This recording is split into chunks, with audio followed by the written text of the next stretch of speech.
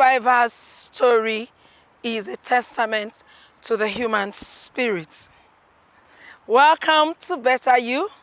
I am Jane Izo.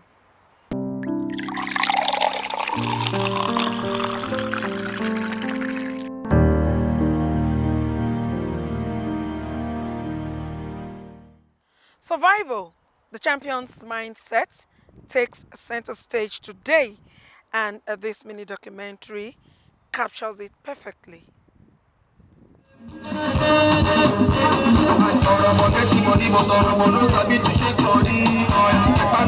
A mind that once raced ahead now pauses between breaths. But illness is not the end. Sometimes it is the beginning of a new kind of strength. Survival is about staying, about raising. Disease can be devastating, sudden, sharp, shifting the ground beneath your feet. One moment you are living your routine, the next you are sitting or lying in some cases across from a medical professional, hearing words that freeze time.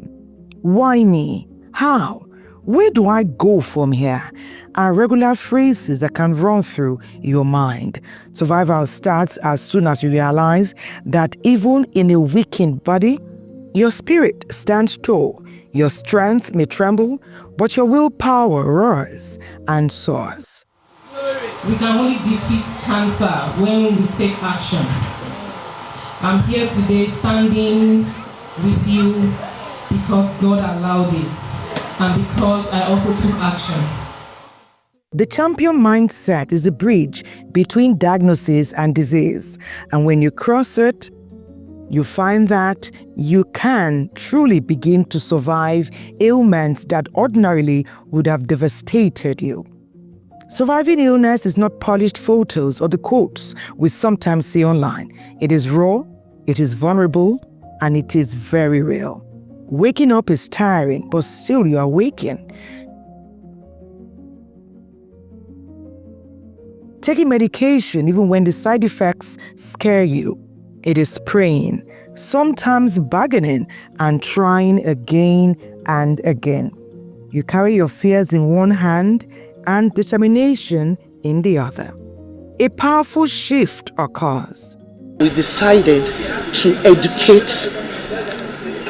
educate people and tell them that breast cancer is not a death sentence, and if we can detect it very early, we might be able to treat and make sure that less people suffer so much from it. Early detection, we said, is the best protection. So we detect, we treat, and then we destroy the cancer. As you fight, your power of resilience, your spirit too becomes elastic. Your capacity to hold pain and still find moments of joy is the real champion mindset. And when you surmount and survive and go on to tell your story, the real champion emerges, becoming an inspiration to many.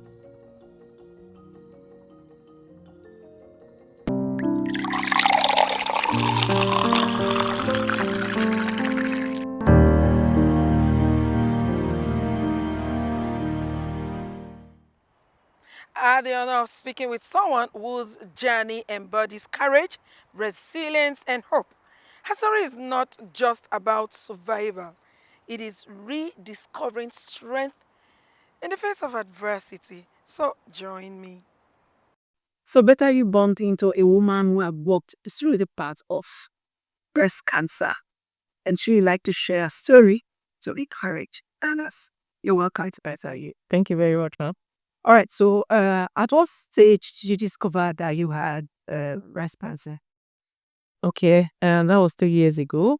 I discovered it by chance. It's not something we do regularly to check ourselves. 2022, I discovered I had a lump in my chest through my son. And I had to quickly go to the hospital that same day. I didn't wait till the next day, like I was advised that. The next day, I went and immediately I just pulled my clue for my doctor. Said, wow, something is in your chest. And that was the beginning of my journey for. Okay, your son discovered it. Was he trying to? Well, he was trying to play with my cats. Yeah, of You course. know how children are. He's just 2 years old, and I was trying to take him to school, and he was trying to play with my breast, and in that process of, oh, that was where I You mentioned this. no. In the process of me trying to remove his hand, Oh, okay. ordinarily I wouldn't have known that something is in my chest, but for me, it was him. God used him to get me to notice. How old was he then? It was 2 years. So then, prior to that time, have you heard of any breast awareness campaign anywhere said hospitals, schools, church? Okay, so prior to that time, I would say no. But 14 years ago, while I was in 300 level in university, there were, noise about breast cancer somehow. But everybody in the dorm were just, oh, let me check my breast, let me check my breasts. And at that point, I did mine and I lactated. And everybody was like, it's not normal. So I went to the hospital and they said, I'm just having hormonal imbalance. Like it is nothing. I was just dismissed that was 30 years. And down to 2022, the same breasts, hormonal type of breasts. All right, I'd like you to walk us through the same parts you passed through, even though you were physically and you were just there. Like you to just take us through it. Okay, so when I was giving that news in my first hospital, I was devastated. I cried. I lost all my strength. I questioned God. I said, why is it have to be me? And I felt like the ground should just open and just swallow me. I felt that was just the end because I don't know anybody who had cancer, or I just thought that's just the end. And I started treatment immediately in my first hospital. I did 5 chemotherapy. It was, I don't want to call it hell on earth, but now that is what it is for most cancer patients, because you know what chemotherapy does to the body.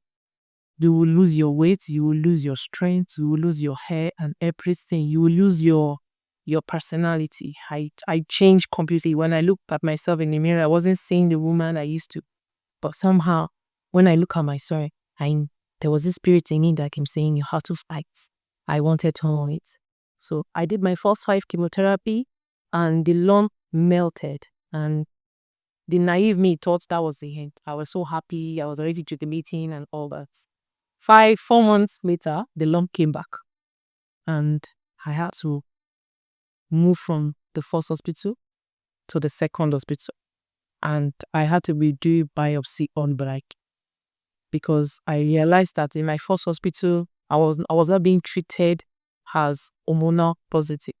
They were just treating me on in general medication like every other person. But right from the start, my result has always been the same: triple positive breast cancer. But I was not given the option of, oh, your treatment line is different. So they just treated me generally and the lump came back. But going to my second hospital, doctor said, you have to redo this test. And we did it again and the results still say hormonal breast cancer. I just had to start chemotherapy all over again. 5 plus 6. So I did 6 in my second hospital and it was very, very expensive. In my first hospital, I was spending like 60K for one chemotherapy. But in my second hospital, my chemo was over a million because it is HER2, it is triple positive. Estrogen, progesterone, and HER2, progesterone, and HER2 are positive. So I had to start, and it wasn't easy. How were you treated with your your very close friends, those ones you call real friends? Yes. From the start, I have few close people that I opened up with, okay, from my first hospital. And my elder brother, he was my major support at the beginning because he was the only person that I felt like he would not break down. He would, carry me with his own strength and said, Maria, don't worry, they're going to fight this. He was supportive financially, spiritually, and I started cooking up little by little to other family members. I won't say they didn't take it, but they actually took it more because they had to rally around themselves, to hold me. Because anybody I tell, please don't cry for me because I'm not crying for myself. I don't want tears. So they saw that strength in me, and that's something. If you pity yourself, they'll pity you. And we don't need pity. So somehow my immediate family took, well, it was only my mom that we could not tell until I was done with few chemotherapy. But she kept coming around, like I kept telling her I have ulcer. When she's coming, I'll powder my face and, cover my hair and all that. But the night we told her, she broke down. She cried more than myself. That hard kind of mothers. I'm telling you, she felt it. We had to cancel her and tell her, like, Mommy, I am not going anywhere. I am not going to die. There are a lot of people who have beat it. There are a lot of people who have survived it. So all I need from you is your prayer and your support. So my family was very, very supportive. Was there a low self-esteem at any point in time? Yes, there was low self-esteem because I didn't know, even though I was putting up a brave face for people, within me, I wasn't sure. Seriously, to be sincere, I wasn't sure because every time I go to the hospital, I'm seeing somebody die. Every corner of me, around me, I'm seeing, worst case, and I'm like, am I going to get better? So it actually drew me back. I had that very low self-esteem. Even personality-wise, when I look at myself in the mirror, I said, no, this is not what I want to be saying. I want to be saying something else, but somehow I was able to pull through it. Was there any time you decide to say, okay, I'm tired? Okay, I never said to myself that I'm tired because I had a 2-year-old son, and I told myself, if I'm not living for myself, let me live because of he has been through so much with me, with fibroid, giving birth to him, and now cancer. He has not even enjoyed his mother. So when I was down, crawling on the floor from bathroom to the toilet and all that, I look at him because he's always standing beside me. He'll be telling me, don't worry, you'll be fine. Only you're strong. Jesus will heal you. At that age, I started sending him around at that age. Pick this, pick this. But there's something cancer does to you mentally. If you're not strong, it will break you. It will break your spirit to the core. I was almost giving up, but I didn't give up. I didn't tell myself I'll give up. I had friends who told me, hold on to what? Speak like to yourself. So I started seeing myself in that way, but I'm going to make it. Also, yes, also. Did you try at any point tried herbal medicine? So, Yes, I did. I tried herbal medicine. I tried alternative to eat only vegetables and not, eat them off. They lost you. I tried herbal for few months. Didn't work for me. but did it affect your career? Did it affect your, is One thing I say that I enjoyed in this journey is people, not just family. My family were there, my office. This is something I talk about with pride, and I wish government can look into this for most cancer patients, because a lot of people have lost their career, they lost everything, or because they have cancer, or because people feel they cannot destroy like it. They gave me that opportunity in my office to go through my treatment without. Everybody supported me. They don't call me to come to the office or do anything. My office stood with me, supported me. So as it is now, I would like you to speak to people out there who are going through not just cancer. There might be other illness, yes, that people are going through.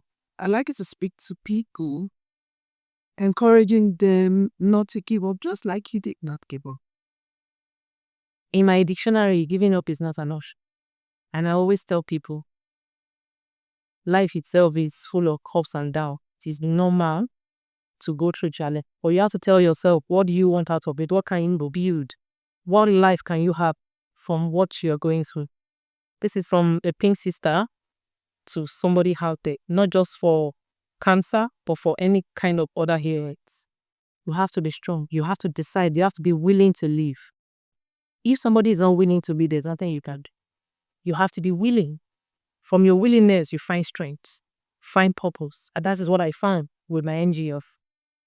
Sorry, I didn't tell you that. Yes, I was going to go there. Yes, I was going to. There are there strategies you have put in place to also help others and dying financially. Okay. I started speaking to people when I was on chemotherapy, right from the hospital. Before I even went through my surgery, I found myself just speaking and uplifting people with my words because I know what it takes to be a cancer patient. It is not easy. There's so many challenges that we face. Even me myself, telling myself that I'm 3 years in it, I'm not on active treatment, but I'm still in treatment. We know the kind of resources we spend on payments. So what I do is I do a lot of awareness, also supports. I help my fellow cancer patient as well to raise funds if I can. Or I point them to the right direction. Because a lot of people know about cancer, but they don't know that there is cancer health fund. They don't know that there are some NGOs that can give you as little as 10,000 naira can take care of your hormonal drug. So if somebody can have 10,000 naira to take care of their hormonal drug, that's already a burden lifted. So yes, this is what I do. I do awareness to the grassroots. I talk about it, church, mosque, schools. I go to schools, I go to the markets. Because I always tell somebody that the city doesn't need awareness again. If it is negligence on their part, or you see, the grassroots, that is where the awareness is needed. A lot of people still don't know that cancer exists. They feel it's just spiritual. Maybe we'll come to that about that. What's the name of your NGO? Or do you also have websites and social media? Yes. The name of the NGO is Mariam Atwanle Cancer Support Foundation. So we have a website, we have the Facebook, Instagram, even on YouTube. So we are building small scale. It's a survivors-led organization. Who is in a better position to tell you about cancer than somebody who has worked it? Wow. I don't even know what to say. You're so courageous. Congratulations. Thank you very much. For coming back. When you make it through life, it's congratulations. It is actually. It is. It births a new beginning in me. Yes. It gave me a voice. Actually, cancer gave me a voice I never had. And somehow I'm using the voice to inspire other people. And you look so amazing. Thank you very much. It takes from far for. Except you tell somebody who will know you have passed through. Yes, except I tell somebody. But seriously, I am not ashamed to tell the whole world that I'm a breast cancer survivor and also an advocate. But thank you. Yes, that's been so pleasure. You, yes, thank you. We heard her story. But just take her advice. Go look for a cancer screening center and get yourself screened. Don't wait for it to be too late.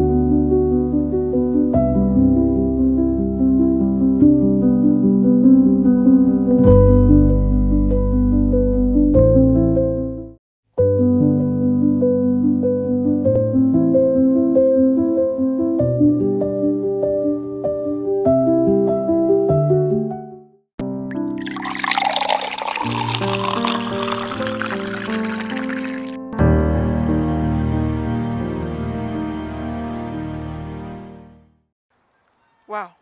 The willingness to share personal experience is really encouraging. Kudos to her. It's time for some simple workouts. Let's go there.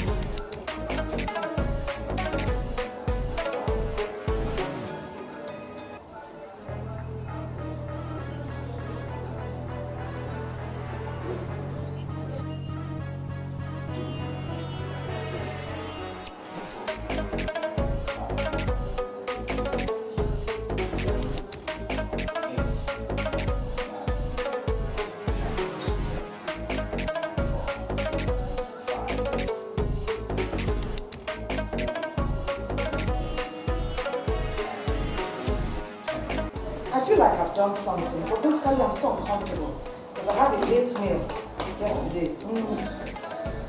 Late meal usually affects your blood. You know, the digestive system work when you're active. But when you take a late night food, you know, at the bed, it's hardly digest because you're not doing anything else. So that's why we always advise that you should stay out for late night food. Like max, you're taking your dinner around 7 o'clock. That's late for you already. But ideally, you should take it 6 o'clock. You're done with your dinner. So please take note of that. Try and do discipline yourself more when it comes to late night food, please. Yeah.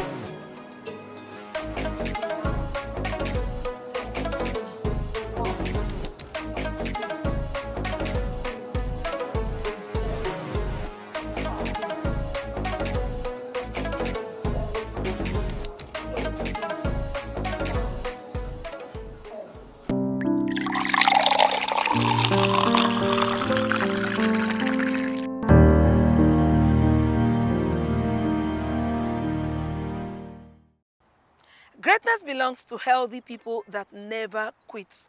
I repeat, never ever quit. This is about the size of our package. For more on Better You, to join us same time, same space. Thank you so much for watching. I'll repeat again. Better You says stay healthy and be well. Bye for now.